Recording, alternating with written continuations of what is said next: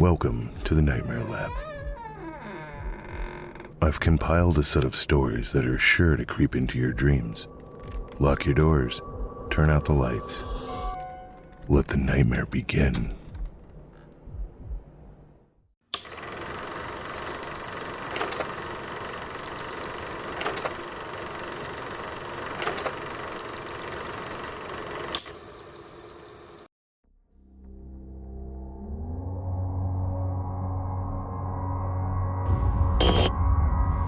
Hidden.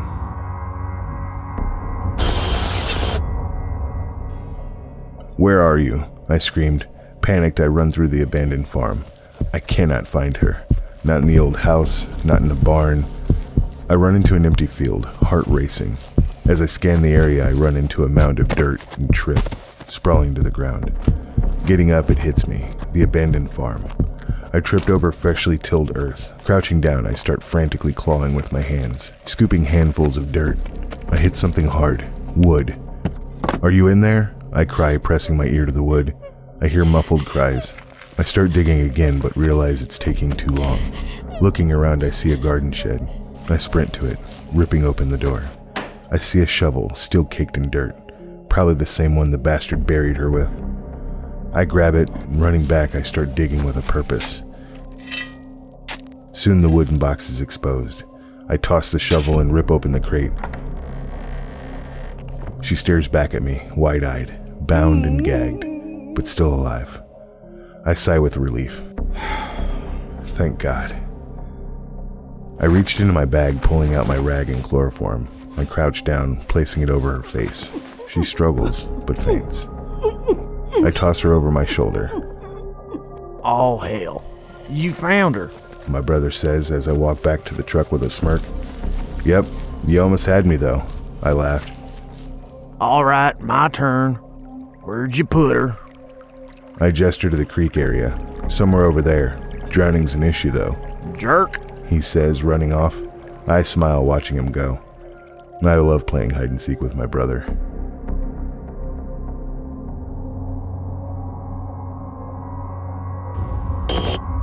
My favorite support group.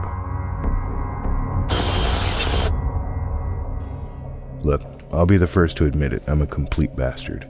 I'm also lazy. I'm only here to find the idiot, because there's almost always an idiot. This support group is pretty typical. We connected online, decided on a quiet place, and now we're sitting cross-legged in a circle. Real kumbaya crap. Jerome takes the lead, pouring everyone a cup of tea as he starts talking. I'm Jerome. You can drink your tea, but only after explaining why you're here. I'll start. Jerome tells us he'd never been loved. I can see why. The guy's ugly as sin. He sips his tea while the mousy chick speaks next. Miyu, she says. My parents. Short and sweet, no blubbering. Gotta admire Miyu.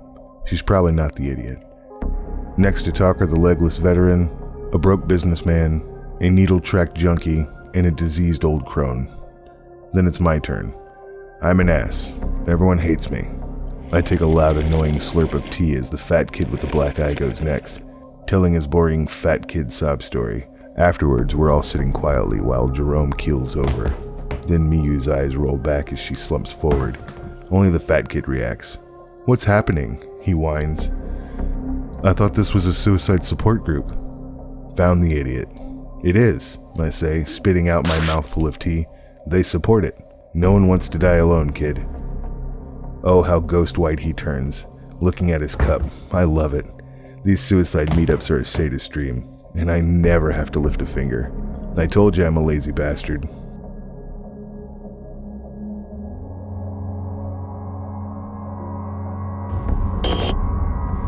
Nap in the car. Mommy always leaves me and Daddy at home on Saturday nights, and me and Daddy always go get ice cream in the car after dinner. I have to sit in the back seat until I'm a big boy.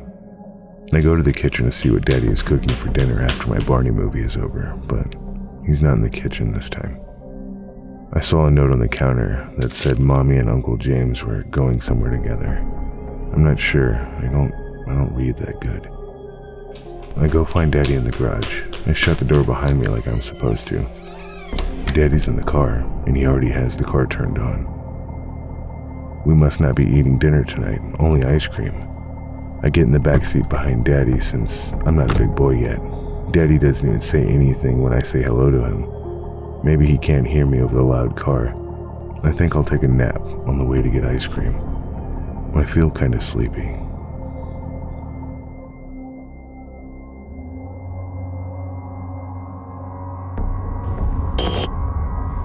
So, I lost my phone. Last night a friend rushed me out of the house to catch an opening act at the local bar's music night. After a few drinks, I realized my phone wasn't in my pocket. I checked the table where we were sitting at, the bar, the restrooms, and after no luck, I used my friend's phone to call mine. After 2 rings, someone answered. They gave out 2 low, raspy giggles. They didn't answer it again. I eventually gave it up as a lost cause and headed home.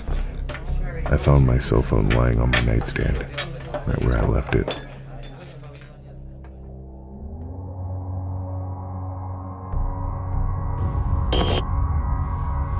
The happiest day of my life.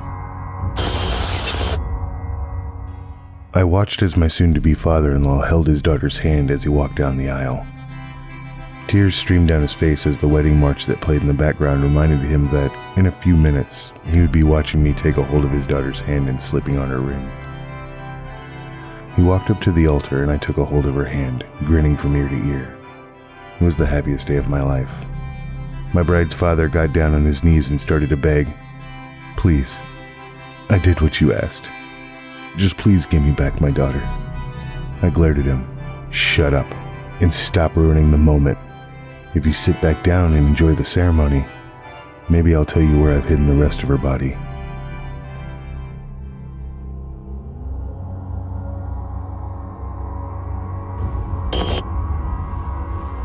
My family. I died 8 years ago.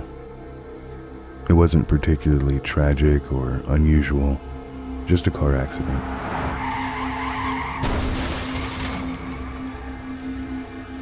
I don't blame the man who hit me. He was speeding because his wife was in labor and there was black ice on the road. He lost control of the car and I lost my life. It's not his fault, and I know that. I'm not cruel and I'm not vengeful. If anything, I'm the opposite. You see, I don't have any family left, and I had lost the few friends I had around that time. When it was time for my funeral, the only people who came were my boss and the family who killed me. The wife held her newborn daughter close to her chest. I hated my boss, and the cemetery was awfully lonely, so I followed the family home. Lily may as well been my own flesh and blood. She was sweet and bright and oh so very small. She had trouble sleeping if someone wasn't rocking her crib, and her parents were so tired after they put her to bed. It was easy for me to rock the crib for her. I didn't get tired. I could help her. As the years passed, Jack and Lori realized that they weren't alone in the home. It didn't take long for them to make the connection between my funeral and when I had showed up. And I had never been malevolent, so they weren't angry or afraid. They started to burn candles on the anniversary of my death day. They left an empty chair for meals and holidays. I really felt like a member of the family, you know.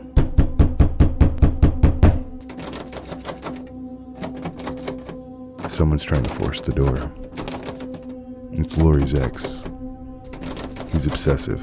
He's angry. He's going to hurt the family. My family. The thing about Ghost is, the more offerings you get, the stronger you become. I'd been enjoying candles, trinkets, and even the occasional food item for the past 5 years. I was strong from that. The knife feels warm in my hand, a shock of heat against the ice of my skin. Lori, Jack, and Lily are my family, and I care about them. They're not going to join me yet.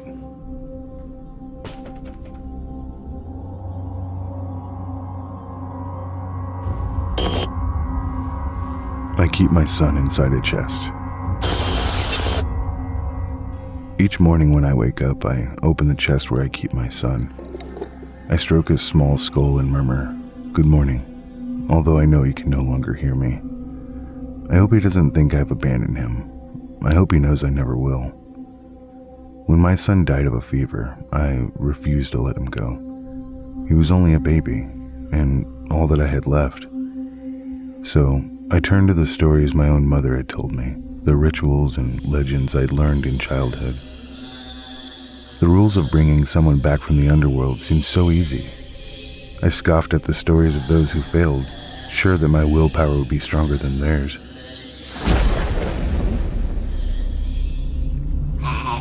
I forced my way through the fields of night, and I found my son's faint, pale soul. I guided it all the way back to his body, never looking back once. When I saw my son open his eyes again and smile at me, I thought I had made the right choice. He laughed, he ran, he played just as he did before. I even believed I could pretend nothing had happened. Then, a few days later, I saw the rot creeping up his skin. At that moment, I realized my mistake. I hadn't restored my son to life. I had only brought his soul back to his corpse. I tried to comfort him as his body swelled and decayed, and he wailed day and night in fear as his flesh fell from his bones. Only when his throat rotted away did he stop screaming. I attempted to return to the underworld, to return my son's soul, but the way would not open to me again. I cheated death, and my punishment was to keep what I stole. When his ligaments finally broke down, I gathered his bones and placed them in an antique chest that I inherited from my mother. Only the best would do for my son. Sometimes my son's bones lie still in the chest for hours, even days, and I dare to hope that his soul found its way back to where it belongs. But sooner or later, his bones always begin to rattle again, and I know he's still alive. Once, all I wanted was to have my son here with me, but now, I would give anything for him to die.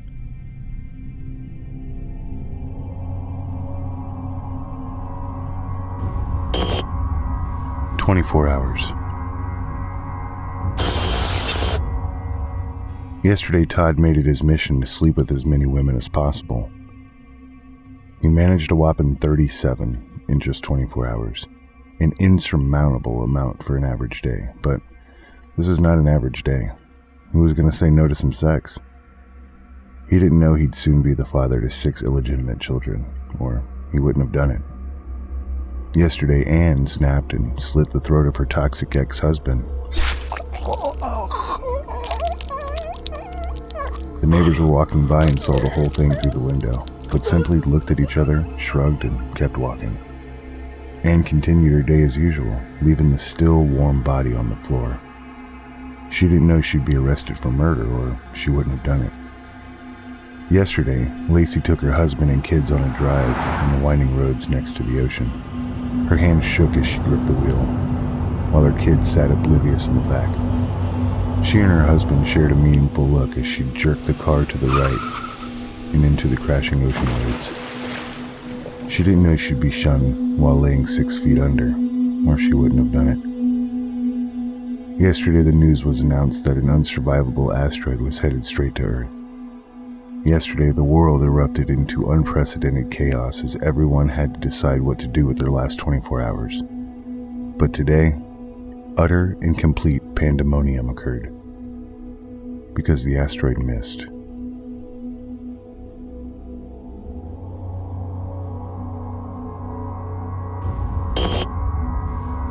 I did not kill a man when I was 8 years old. My stepfather hated everything my mother loved. Not just me or her hobbies, and hell, probably himself too, but everything that made her happy. But Apollo, he hated more than anything. I was 5 when me and my mom got Apollo, a skinny, skittish puppy at the time. He was patient with me. Toddlers aren't always nice, but he worshipped Mom. The little I remember of the time was happiness. I was 7 when the man moved in. He didn't tolerate happiness in the home. He kicked Apollo for being too loud and soon kicked me as well. After almost losing a finger, he learned not to hit us when Apollo was there. If he had known that I noticed that he feared dogs, he would have beat me for noticing. He hated weakness, and it was always someone else's fault if he didn't like how he was feeling. After a while, he started ordering me to herd Apollo into another room and close the door when he wanted to beat me or my mom. Apollo would bark, howl, and claw at the door when it happened, and the neighbors called animal protection 3 times but never called the police. Some dogs can open doors. Apollo wasn't one of them. I did not kill a man when I was 8 years old. All I did was open a door.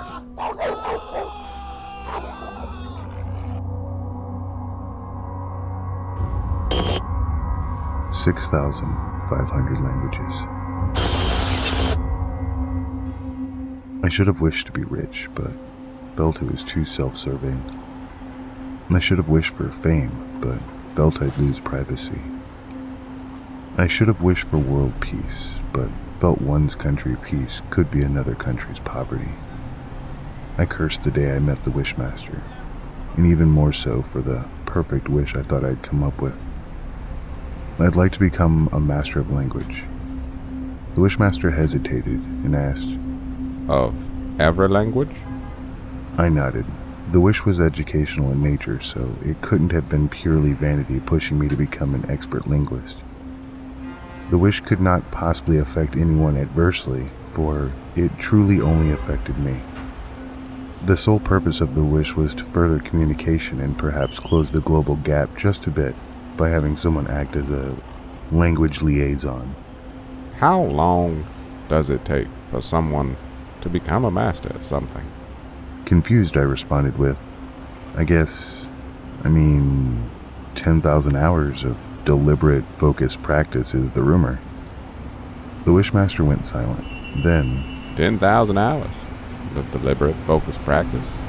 And you'd be a master at language? I suppose so. But that's only considering one language at 10,000 hours, right? I shrugged, but agreed. I was unsure where this was headed until I noticed the wind slowing to a stop. A stillness.